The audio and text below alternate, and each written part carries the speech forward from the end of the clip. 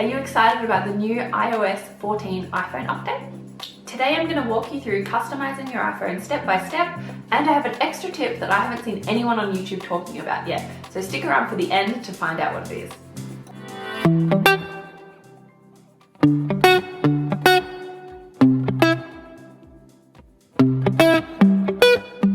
I'm so excited about the new iPhone update. iPhone has finally caught up, and now we can customize our home screens and put in widgets. Let's walk through how to make your home screen completely customized with all free apps. Okay, so the first thing that you want to do is choose your aesthetic. Personally, I wanted to go with this pinky peach color, but you can find literally anything on Google if you search this, and it will come up with so many beautiful images. As I was scrolling, I searched up some blue ones, some green ones, and as you scroll through the images, Google will show you similar searches that might interest you. These can give you so many different ideas of extra words to add into your search to give you different results, and there's just so many options, you guys. It's endless. Okay, next I want you to open an app called Canva. This app is amazing. It has a free version and it's made by an Australian in Sydney, which is so cool.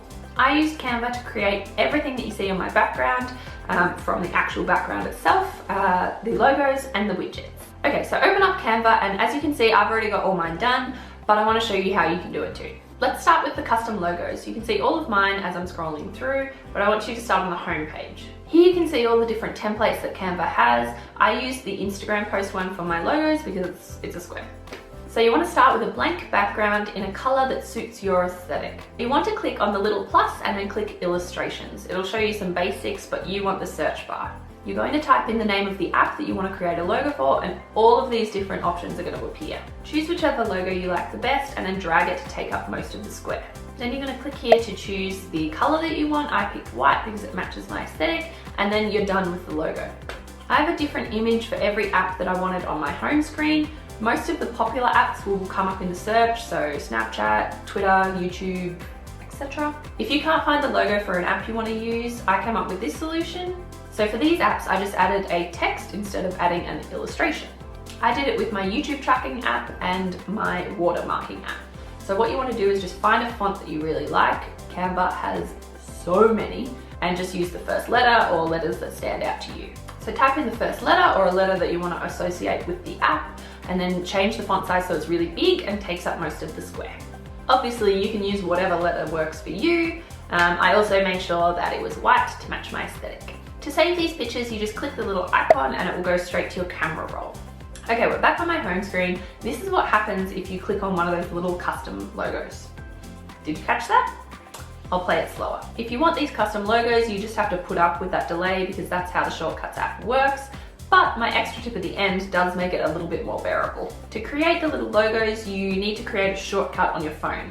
You do this through the Shortcuts app, which is in your phone already. Once you're in the Shortcuts app, you're going to click on the little plus and it will add a shortcut for you. Then you're going to click Add Action. Now this is where I got myself a little bit confused. I was clicking straight on app, which is not what you want to do. What you want to do is go to the search bar, type in Open App, and then scroll down a bit to the Open App button. Now just click the search bar. When you do that, all your apps will show up, so you can either scroll through or just type it in the top to find it. We're going to create a shortcut for the camera app. Before you click next, we're going to click these three little dots. Now you're in the details section. I want you to name the shortcut and then click add to home screen. You will need to name it again in this bit because that's what shows up on your actual home screen. This is where you can be creative if you want to. You can use emojis, you can space out the letters like I am, you can just do anything you want. Then we're going to click on the little blue icon next to the name, and this is where our custom logos come into play. You're going to select choose photo and then find the logo that you made in Canva. You can use any photo that you want here. You don't have to use a logo. It could be a photo of your mum, yourself, your dog, anything. Once you've chosen your photo, you're going to click add and then it'll automatically add it to your home screen. Then you're going to click done and then done again. Go back to your home screen and you'll see the little app is there now. You can click it and it'll take you through Shortcuts and then into the app. This works for any app that you have on your phone. When you have first added it, all the original apps will still be there, so you need to get rid of them. All you need to do is hold down the app as if you were going to edit your screen and then click remove app. And then another one's going to pop up and you're going to click move to app library. Do this for any app that you don't want to see on your home screen. When you do it with the apps that come with iPhone, it's going to say remove from home screen, but it does the same thing. None of your apps are deleted, they've all just been moved into your app library. This is where you swipe across and iPhone will have organized all your apps by category. At this stage, you can't customize this area. The apps are all just grouped in whatever category Apple thinks they belong in. So you can keep all the apps that you don't want to see all the time in here.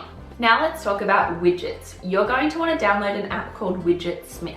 There's a whole lot of other widget apps in the App Store, and I'm sure there's going to be way more in the future. There's even one that's like a little dinosaur game that plays across your screen, but the only one I used today is Widget Smith.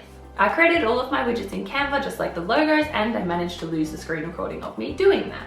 For a small or large widget, you're going to use the template for Instagram post because they're both squares. For medium widgets, you're going to want to use the YouTube channel art template because it's a rectangle, so just scroll along until you find it. I either imported images that I found in my Google search into Canva and used those, or I searched in the illustration section we used before for aesthetic shapes, and I just put them in random spots. So these are the widgets that I made myself.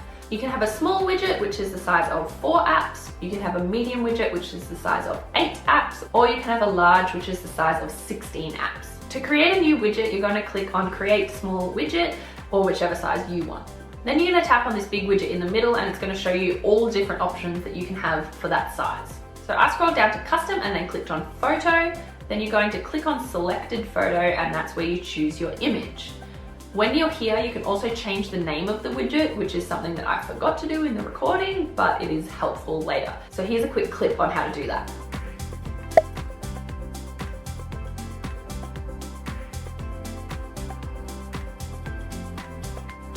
Once we're back on our home screen, you're going to want to add the widget in. So you need to hold down on the home screen to get into the edit mode and then click on the tiny plus in the corner. Now you're going to scroll all the way down until you get to Widget Smith. Click on that and then scroll across to choose your size, then select Add Widget. So then you're going to click on the widget that you just created, and this is where the name changing comes in handy because you don't see a preview of the widget, you only see the name. So if they're just numbered, it's a little bit more difficult to remember which one you want.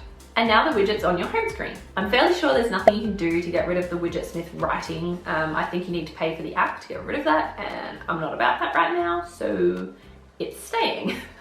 To change a widget, you just hold down the widget and then move to Edit Widget and then select the one you want to change it to.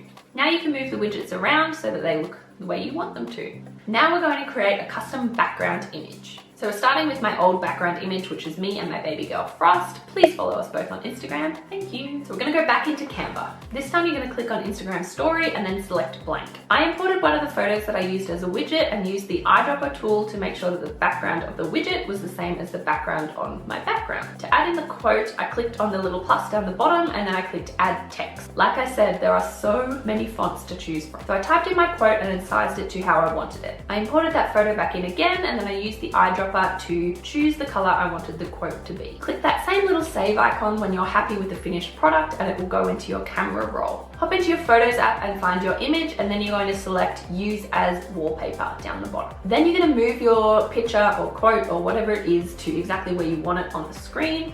I figured out that if I moved the writing to exactly on top of perspective zoom, it would be right under the last line of apps. Now you're going to tap Set as Home Screen and you're done. Now for my extra tip. If it's driving you crazy having to deal with the delay from clicking the app, going through shortcuts, and then opening the app, I found a solution. You want to hop into your settings, scroll to accessibility, and then tap motion. Now you're going to turn on reduce motion, and that's going to make it scroll through that process so much quicker. Is it a bit of a first world problem? Yes, but if you want a solution, it's there, so. That's all from me today. Let me know what you thought in the comments down below. And if you take screenshots of your new layout, tag me on Instagram so I can see them. Over the weekend, I'm going to try and make all of my custom designs available for you to download for free on my website. My website is linked in the description, so if I can figure out how to do it, I will let you know on Instagram. Okay guys, like the video if you liked it, and please subscribe to see more from me in the future. I'll see you next week. Bye!